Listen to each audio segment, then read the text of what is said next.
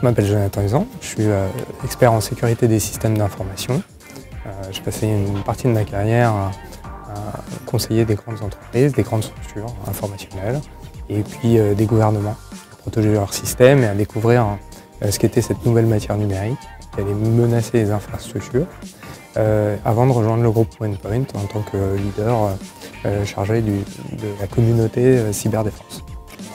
Dans le cadre du Meetup, je voulais revenir ce soir sur la naissance du hacking, ce qui étaient les fondamentaux de ce qu'allait faire cette matière super vivante, ultra vivante, qui est une source d'innovation permanente pour tous les chercheurs qui parleront ensuite, de remonter un peu le fil de l'histoire et de découvrir 2-3 personnages sous des facettes différentes, qui n'ont pas encore été vus comme ça.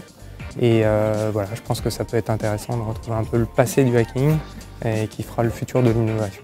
Je m'appelle Marine-Hélène Viguet, je suis cofondatrice de Noda, qui est une entreprise qui diffuse des modes de travail issus des milieux entrepreneurs, numériques, hackers dans les grandes organisations. Ce soir, je vais vous parler de corporate hacking. C'est un sujet sur lequel on a écrit un livre il y a un an à peu près, qui s'appelle Make-Storming Guide de Corporate Hacking et qui parle de la manière dont on peut introduire cette culture du hack dans les grandes organisations et que c'est par ce biais-là que la transformation numérique peut se faire beaucoup plus que par des systèmes plus top-down. Je suis Samuel Bernier, je suis designer industriel, je viens de Montréal et je suis designer chez OnePoint depuis le mois de septembre. En fait, c'est un espace qui a été créé autour de l'enfance. Il y a pas mal d'objets, des jouets un peu partout. Et les gens qui viennent faire des workshops ici sont invités à s'approprier cet espace, justement, à le hacker, à détourner la fonction de certains objets. Il y a des déguisements, il y a des outils, il y a un Fab Lab. Le Fab Lab, il est là pour permettre aux gens de prototyper, de prendre peu importe ce qu'ils trouvent dans l'espace et de le transformer pour représenter une idée, un concept. Alors je vais parler du hack dans le monde du design, donc plutôt du détournement d'objets, comment on peut utiliser le hack pour prendre un objet et lui donner une nouvelle fonction, donc par le bricolage ou même simplement par l'impression 3D. Je m'appelle Thomas Landrin et je suis originellement un chercheur.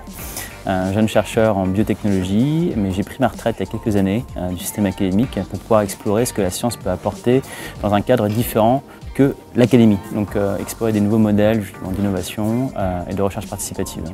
Et pour ça, j'ai monté un laboratoire qui s'appelle la Paillasse, qui est maintenant dans le 2e arrondissement de Paris, qui est un laboratoire ouvert et communautaire, plutôt orienté à la base sur les biotechnologies également, mais maintenant qui s'est ouvert et qui est très interdisciplinaire.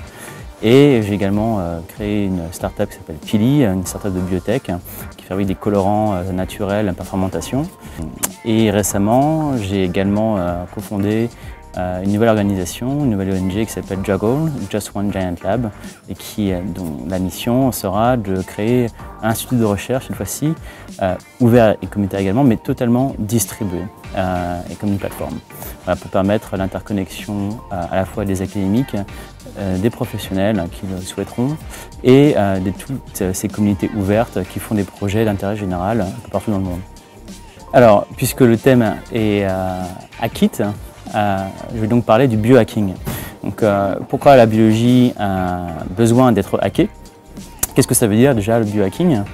Et qu'est-ce que ça a donné? Vers où on va et comment ça peut influencer aussi notre manière de travailler avec le vivant et même de se projeter au-delà sur notre relation à la technologie et au corps.